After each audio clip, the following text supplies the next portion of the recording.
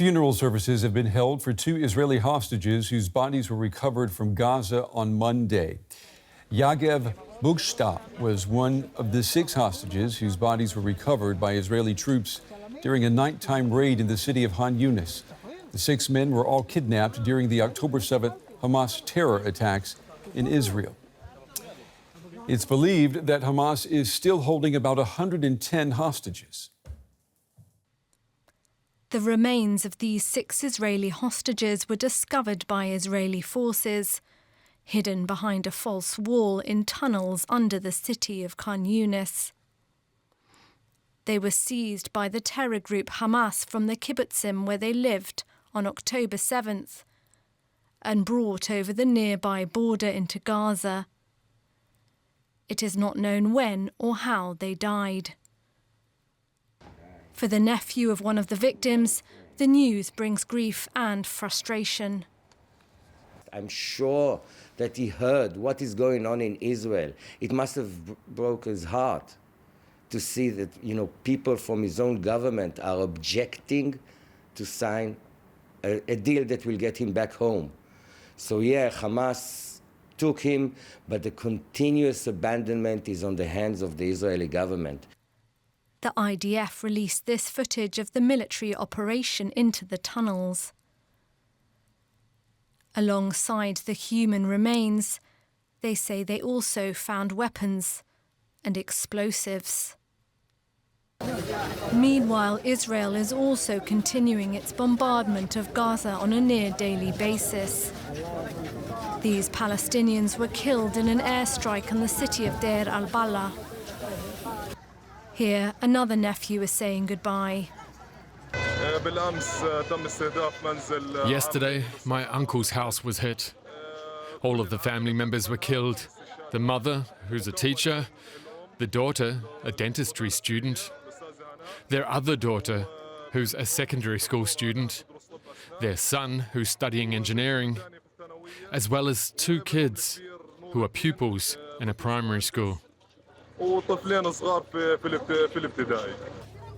As ceasefire negotiations between leaders and diplomats continue in Qatar, families here are paying the price of the ongoing conflict.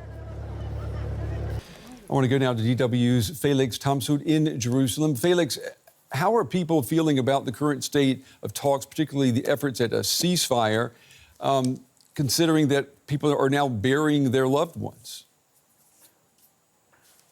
Well, it's a very complex situation here in Israel, I would say. On the one hand, the war is still raging on, and I think it would be fair to say that most people here feel the war is a just thing to have. At the same time, when it comes to the hostages, there are polls which show that most Israelis are in favor of a hostage deal, which would end the war in the favor of the hostages returning home. When it comes to the rescued bodies of the 6 bodies rescued from Gaza, the general feeling is that they should have been returned alive. They were kidnapped alive by Hamas. And there is anger among many groups here in Israel that a deal could have saved them. And I think this is something which is being felt a lot here, I would say.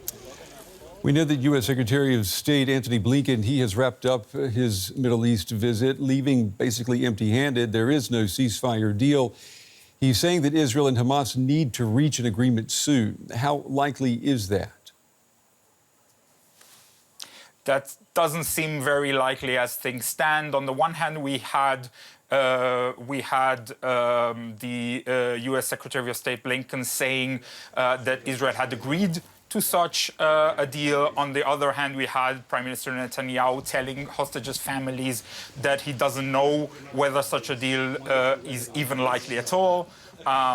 We also have the Israeli negotiations team being reportedly largely frustrated with the Israeli government's handling of the matter. And we also have a Hamas rejection of the US proposal. So generally speaking, I don't think we're very likely to see an agreement anytime soon. It also needs to be said that reports suggest from Israeli and US sources that the negotiations are, and I quote, on the brink of collapse. So such a deal of bringing the hostages home and reaching a ceasefire in Gaza doesn't look likely anytime soon, unfortunately. GW's Felix Tomsu with the latest from Jerusalem tonight. Felix, thank you.